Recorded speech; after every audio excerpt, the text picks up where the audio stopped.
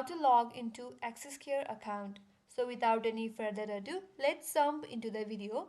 First of all, on your desktop, open up any web browser that you're comfortable with, and on the search URL, type in AxisCare login. Then press enter on your keyboard. You will be taken to this interface with bunch of search results. Among that, head over to the first link that says AxisCare or www.axcare.com. Click on that. Then you will be directly taken to login page. Here, first of all, enter your valid email address,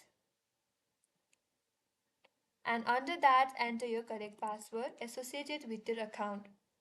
If you want to save in your login information, you can simply click on this checkbox that says remember me, and that will save your login information for the next time you log into your account.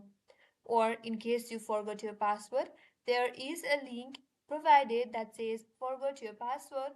Click on that and that will help you out to recover your password. And once you're done typing in your email address and password, click on login button, and on the next page you will be successfully logged into your account if you have entered the correct login information. And that's how you can log into AxisCare account. And that's all for today's video. I hope this video helped you, and do not forget to subscribe, like, comment, and hit the notification bell icon for more upcoming tutorials. Thanks for watching till the end. I will see you on next video.